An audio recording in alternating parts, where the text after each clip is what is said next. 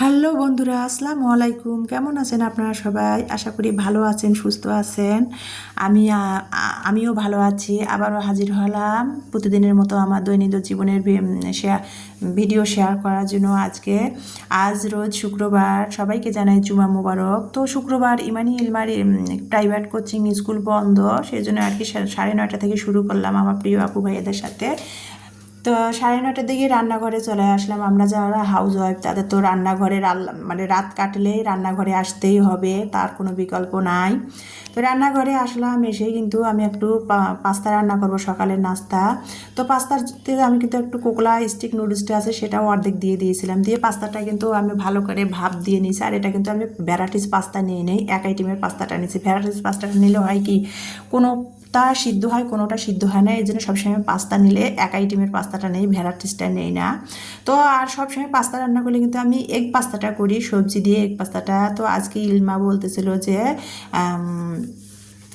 ও pizza ও আর কি egg pasta আজকে খাবে না, সেই জন্য আর কি ইলমার জন্য আজকে আমি এগ পাস্তা মানে পাস্তার মধ্যে এগটা দেই নাই। তো যাই হোক, যেটা বলতেছিলাম, চিজ পাস্তা বানিয়েছি। তো চিজ পাস্তাটা কীভাবে বানালাম সেটা তো আপনারা দেখতেই পেয়েছেন।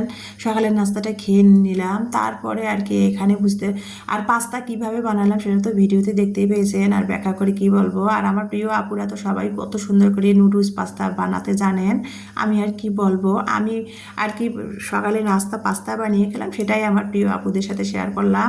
তারপরে নাস্তা খাওয়ার পর কিন্তু সকালে চা আর পাস্তা নাস্তা খেয়ে তারপরে এখন বাজে 10:30 আনুমানিক। ওই যে রমজানের আগে কিন্তু আমি চুলের মধ্যে প্যাক তৈরি করে দিয়েছিলাম ঘরোয়া পদ্ধতিতে।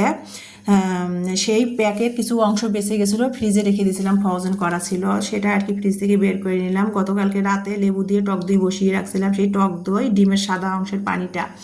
তো প্যাকটা আমি কিভাবে তৈরি করি সব সময় চুলে দেওয়ার জন্য, মাসে একবার হলেও কিন্তু আমি চুলে প্যাকটা লাগাই। তো মাঝখানে অসুস্থ হওয়াতে রোজা গেল, রোজার পর অসুস্থ হওয়াতে আর চুলের মধ্যে কোনো প্যাক দেওয়া হয় না, ইমানির চুলে কোনো কিছু দেওয়া হয়েছিল না। তো ভাবলাম যে ফ্রিজ থেকে আর কি, আজকে যেহেতু শুক্রবার একটু সময়ও আছে, তো ভাবলাম ফ্রিজ থেকে প্যাকটা বের করে চুলে লাগাই।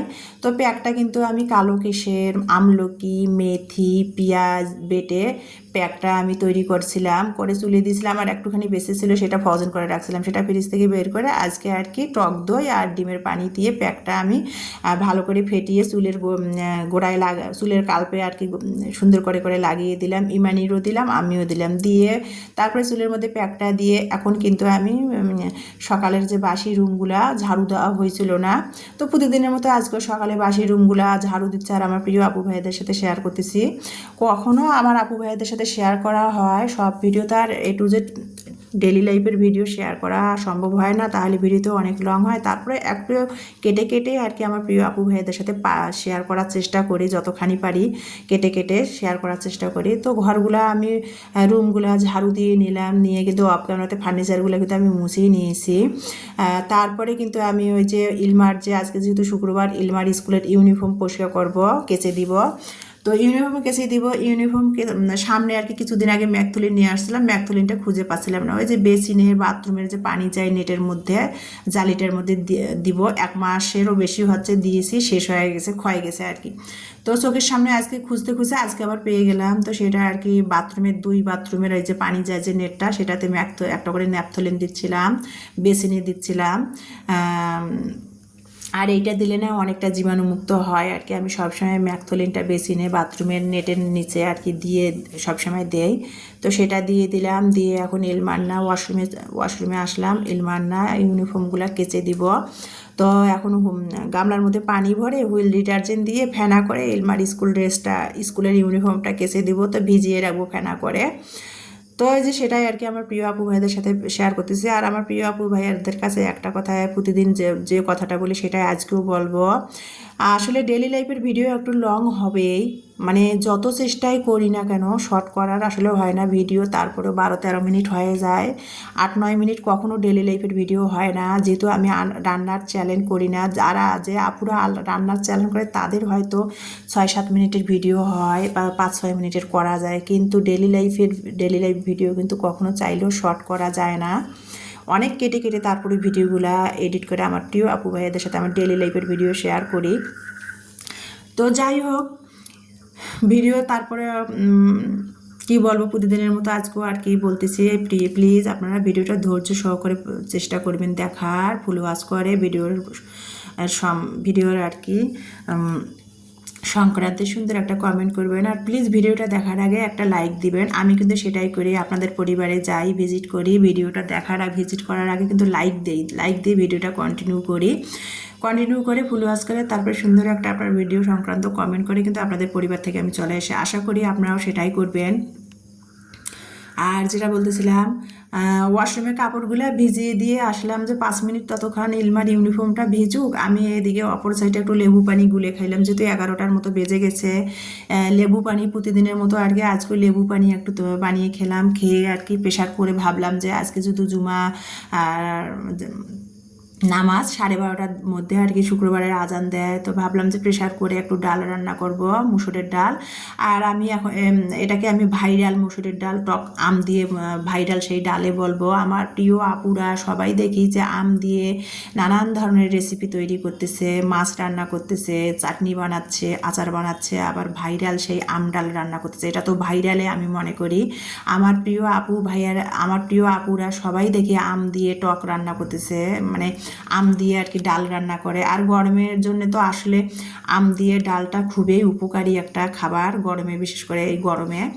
তো আমি আর কি 2 দিন আগে আম নিয়ে আসছিলাম, সেটা আর কি ভাবলাম যে আজকে ইমানি বলছিল চাটনি খেতে আর কি, তো ভাবলাম যে একটু আম ডাল রান্না করি, আর সেটাই আর কি আর একটু শুটকি ভুনা করবো দুপুরে, যেহেতু লেট হয়ে গেছে। তো আম ডালটা রান্না করার জন্য প্রেশার করে কিন্তু আমি ডাল সিদ্ধ করে নিলাম। আর ডালটা রান্না করতে 5 মিনিটও সময় লাগে নাই, প্রেশার করে সিদ্ধ করে কিছুটা ফ্রিজে ফ্রোজেন করে রাখলাম। আর বাকিটা আর কি রান্না করার জন্য পানি দিলাম, 2 মগ পানি দিয়ে বলক তুলে নিলাম।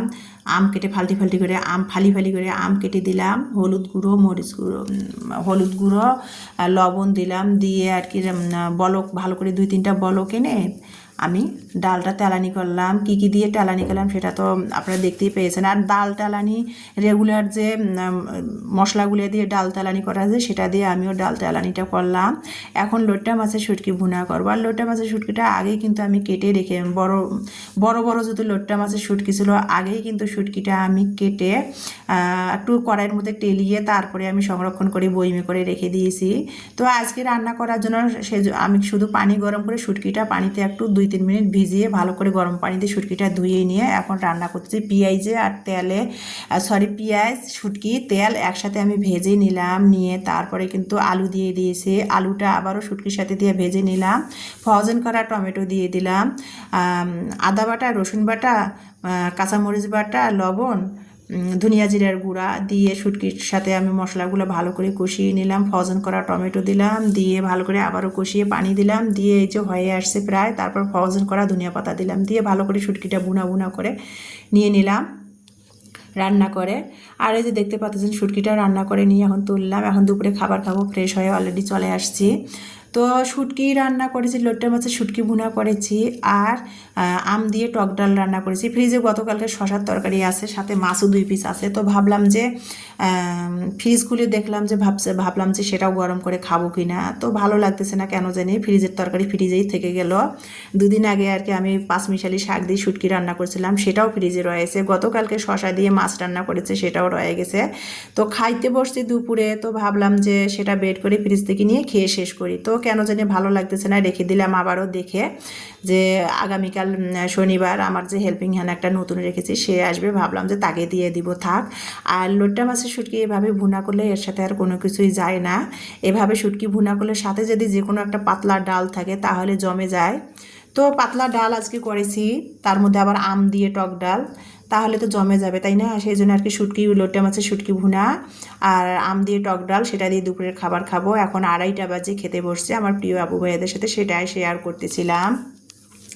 আর ইলমা আর কি শশা ফ্রিজে ছিল, শশা আর কি চাখা করে কেটে নিয়েছে, আমাকে দিয়ে দিয়েছে। সালাদ করলে খেতে চায় না মেয়ে, কিন্তু এভাবে শুধু শশা চাখা করে এমনি খায়, কিন্তু সালাদ বানাইলে খাইতে চায় না।